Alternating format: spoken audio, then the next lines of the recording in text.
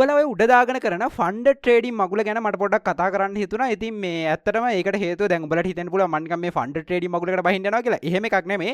ඇත්තටම මේකට හේතුව තමයි මට ගොඩක් මේ දවස් ටිකේ ඔෆර්ස් ආවා. ෆන්ඩ් ට්‍රේඩින් ප්ලැට්ෆෝම්ස් වලින් එහෙම නැත්නම් ඔය ප්‍රොප් ෆර්ම්ස් කියන ඒවා වලින්. හරිද? ඔෆර්ස් ආවා, ස්පොන්සර්ෂිප්ස් ආවා. උන් එක එක මට ප්‍රොමෝෂන්ස් දෙනවා කරන්න කියලා. හරිද? ඉතින් ඊට බගේවා ගණන් ගන්න නැතුව ස්පෑම් දාලා එමි හිටියේ. හැබැයි මට මේ එන නිසාම මට පොඩ්ඩක් මේක ගැන හොයලා බලන්න හිතුණා. මොකද මම උඹලා දන්නවා ඉතින් මගේ channel එකේ ඉන්න උන් විදිහට මම ඒ කාලේ තමයි මේ ප්‍රොප් ෆර්ම් කියන ඒවා පස්සේ එච්චර ලොකු විශ්වාසයක් තිබ්බේ නැහැ. හරිද? මං කිව්වනේ මට ඔල්රෙඩි ෆන්ඩ් එකක් තියෙනවා ට්‍රේඩ් කරන්න. ඉතින් මං ඒකෙන් ට්‍රේඩ් කරගෙන ඉන්නවා. මට ෆන්ඩ් ට්‍රේඩින් ඕනේ නැහැ. ඒ වගේම මට මේ බිස්නස් මොඩල් එක එච්චර අල්ලන්න නැහැ. මං හරිද හේතුවක් නැහැ. හැබැයි අල්ලන්න. හැබැයි මට හිතෙනවා පොඩ්ඩක් ඒකට ඩීප් ඩයිව් කරලා බලන්න ඕනේ. මේක පොඩ්ඩක් කරලා බලන්න ඕනේ කියලා. ඉතින් ඒ නිසා මං ඕක try කරා සහ මම ඩීටේල් ටිකක් හොයලා බැලුවා. එතකොට ෆන්ඩ් ට්‍රේඩින් වල ඇත්තටම උන් කියන අරමුණ මොකද්ද? උන් කියන්නේ අපිට චැලෙන්ජ් එකක් දෙනවා. අපි හොඳට ට්‍රේඩ් කරනවාද කියලා බලනවා. ඒ කියන්නේ උන්ගේ රූල්ස් එක හරියට අපි ට්‍රේඩ් කරනවාද කියලා බලනවා.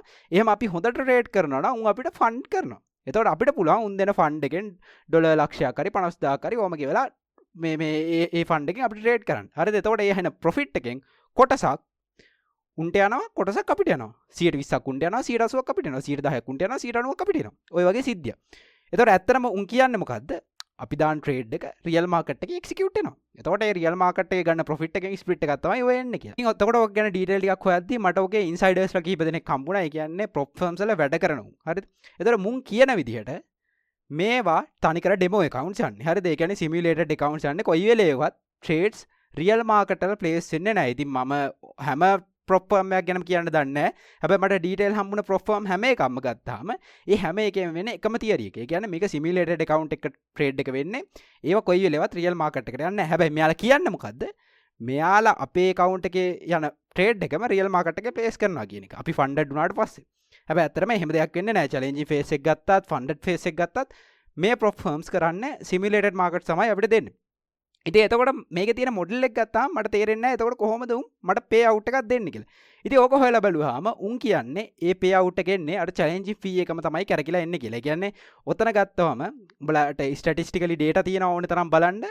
මේ ලෝකේ ගත්තාම ට්‍රේඩර්ස් 100ක් ගත්තොත් 100න් 93ක් 95ක් වගේම ලොස් වෙනවා ඔය චැලෙන්ජින් ෆේස් එකේදී. ඒක already උන්ට data තියෙනවා. මොකද උන්ගේ challenges buy කරන එක උන් ගැන උන් දන්නවනේ. හරිද? එතකොට ඒ dataත් එක්ක තමයි උන් වැඩ කරන්නේ. එතකොට උන් දන්නවා. හරි අපේ චැලෙන්ජස් බයි කරන උන්ගෙන් 195ක්ම ලොස් කියන කතාව. හරිද? ඉතින් එතකොට ඔන්න ඔකත් එක්ක තමයි යන්නේ. එතකොට අර 195ක්ම චැලෙන්ජස් බයි කර එන රෙවෙනියු එකෙන් කොටසක් තමයි උන් අර 105ක් ඔය ප්‍රොෆිටබල් වෙනවා කියන උන්ගේ පේ අවුට්ස් ගෙවන්න ගන්න. ඉතින් එතකොට ඔක කොලැප්ස් වුණාම කවදා හරි. ඒ කියන්නේ ඇත්තටම දැන් අර චැලෙන්ජස් බයි කරලා රෙවෙනියු එකක් එන්නේ නැති වුණාම ඇත්තටම උන්ට පේ අවුට්ස් ගෙවන්න විදිහක් නැහැනේ. අන්න එතකොට තමයි අර එක එක රූල්ස් දාලා එහෙම නැත්නම් පේ අවුට් ඩිලේ කරලා පේ අවුට් දෙන්න බෑ කියලා ඊළඟට account terminate කරලා ඔය වගේ බයිලා වෙන්නේ. හරිද? ඉතින් ඕක තමයි ඔය ප්‍රොප් ෆර්ම්ස් වල එන ඩාර්ක් සීන් එක. හරිද? ඉතින් ඕක තමයි මට දැනගන්න හම්බුනේ ඒ ගොඩක් උන්ගේ. ඒ අරනහම හරි විදිහට යන ප්‍රොප් ෆර්ම්ස් තියෙන්න පුළුවන්. හරිද? තියෙන්න පුළුවන්. දැන් තොපිට විදිහක් තියනවාද මේ දෙක අඳුරගන්න? එහෙම විදියක් නැහැ. මොකද ප්‍රොප් ෆර්ම්ස් ගත්තාම මේවා රෙගියුලේට් වෙන්නේ නැති දේවල්. හරිද? දැන් අපි උදාහරණයක් ෂෙයා මාකට් එක ගත්තොත් මේක සෙක් එකෙන් මහ බැංකුවෙන් ඔය වගේ දේවල් රෙගියුලේට් වෙනවා.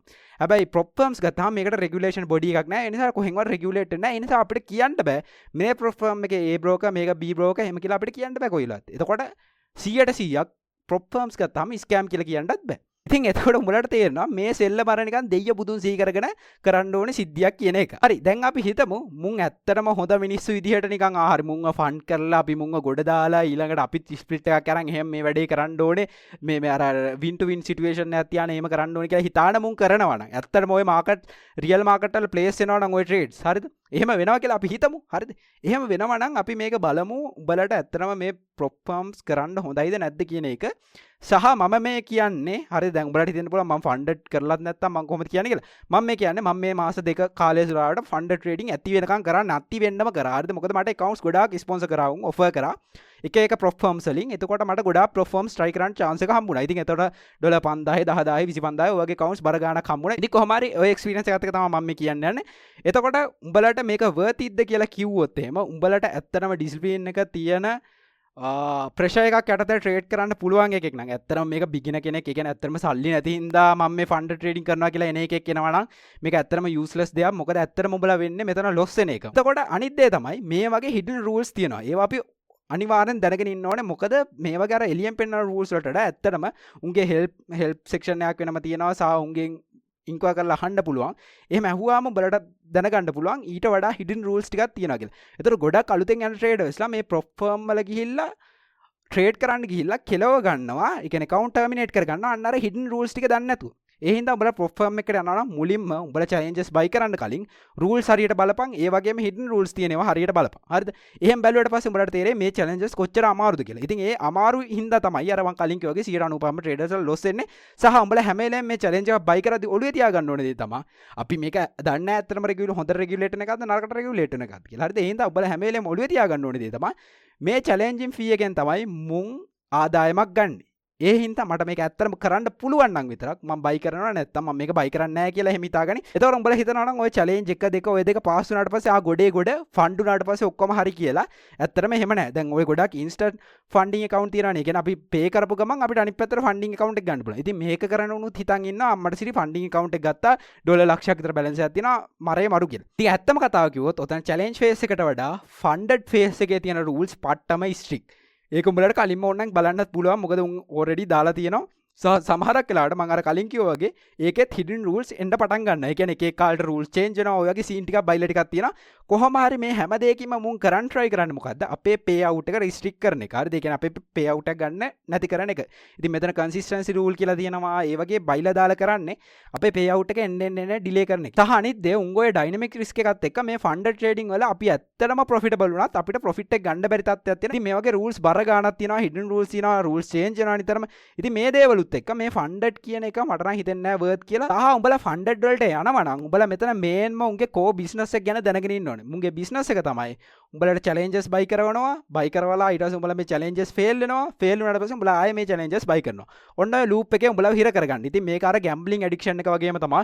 උඹලා challenges fail වෙද්දී උඹලට කොහොම හරි funded phase එකට යන්න ආසාවක් එනවා. ඒ කියන්නේ කොහොම හරි තව challenges buy කරලා කොහොම හරි මම මේක කරනවා කියලා උනන්දුවක් එනවා.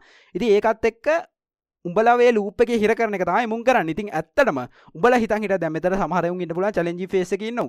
උඹලා හිතන් හිටියට ෆන්ඩඩ් ෆේස් එකට ගියාට පස්සේ ඔක්කොම හරි සුරපුරයක් වෙනවා කියලා. එහෙම ලබ්බක් මේකේ නැහැ. ෆන්ඩඩ් ෆේස් එකට ගියාට පස්සේ තව අමාරුයි.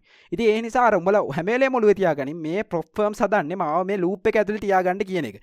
ඉතින් ඒවත් ඔළුවේ තියාගෙන මම හිතනවා මේ වීඩියෝ එක අන්තිමටකම් බලපු එකෙක් නම් උඹලට මේ ෆන්ඩඩ් ට්‍රේඩින් වලට යන්න ආසාවක් එන්නේ නැතිව. ඉතින් ඇත්තටම උඹලා ඔතන ඩොලර් 50ක් දීලා 5000 account එකක් ගන්න ගිහිල්ලා ඕක කෙලවගෙන ඊට පස්සේ ආයෙ ඩොලර් 50ක් දානවා. ආයෙ account එක කෙලව ගන්නවා. ආයෙ 50ක් දානවා. ඕ මම ඩොලර් 300ක් විතර කෙලව ගන්නවට වඩා මම කියන්නේ උඹලගේ තියෙන කැපිටල් එකෙන් පුළුවන් විදිහකට මේ ට්‍රේඩින් කරන්න try කරපන්. ඉතින් වීඩියෝ එක ඉවර කරද්දී මම නිකන් මට හිතෙන දෙයක් මම කියන්නම්. මට මේක තේරෙන විදිහට මට මේක බබල් එකක් විදිහට තමයි පේන්නේ. හරිද? සහ මම අහපු දේවල් එක්ක මට මේක ඇත්තටම බබල් එකක් වගේ පේන්නේ. ඒ කියන්නේ මේක ඇත්තටම අර පොන්සි ස්කීම් එක ලක්ෂයට තියෙනවා. හරිද? ඒ කියන්නේ සරලව අපි challenges buy කරනවා. ඒ challenges වලින් එන සල්ලි වලින්ම කොටසක් pay out විදියට අපිට හම්බ වෙනවා. එතකොට උන්ට pay out ගෙවා ගන්න බැරි තත්ත්වයක් ආපු ගමන් account එක වහලා ඒ කියන්නේ උන්ගේ prop firm එක වහලා යනවා. ඉතින් ඕක තමයි සිරාම මේ prop firm වල සිද්ධිය. ඉතින් මට ඒක නිසා ඒකේ ඇත්තටම ලොකු අර හොඳක් කියන්න තරම් දෙයක් නෑ prop firm වල. උඹලා හිතනවා වගේ.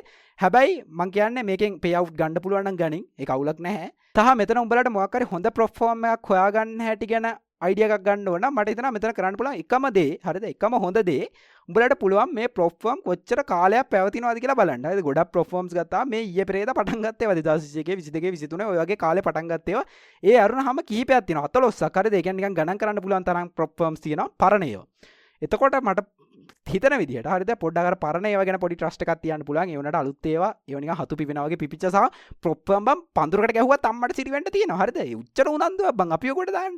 ඉතින් අන්න ඒ මයින්ඩ්සෙට් එක වැඩ කරපන්. ඉතින් ඕවරෝල් මං කියන්නේ වීඩියෝ එක බලපු එකෙන් නම් උඹලට හිතෙන ඇති මේකේ පොඩි සස් ගතියක් තියෙනවා. ඉතින් අන්තිම වශයෙන් මට කියන්න තියෙන්නේ මේ ෆැක්ටර්ස් ටික හින්දා උඹලට සල්ලි නැති නිසා මේ ෆන්ඩඩ් ට්‍රේඩින් කරන්න කියලා තවත් සල්ලි කෙලව ගන්න එපා. ඊට වඩා හොඳයි තියෙන සල්ලි ටික තියාගෙන ඉන්න. ඉතින් ඕක තමයි මගේ අයිඩියා එක මේ මගුල ගැන. ඉතින් අපි බලමු ඉස්සරහට මේකේ වීඩියෝ ටිකක් කරමු. හරිද? මොකද මට accounts ටිකක් හම්බෙලා තියෙනවා. ආතල් වීඩියෝ ටිකක් කරමු. හැබැයි මගේ ඕවරෝල් අයිඩියා එක ඔන්න ඔය වගේ දෙයක් තමයි ෆන්ඩඩ් ට්‍රේඩින් ගැන තියෙන්නේ.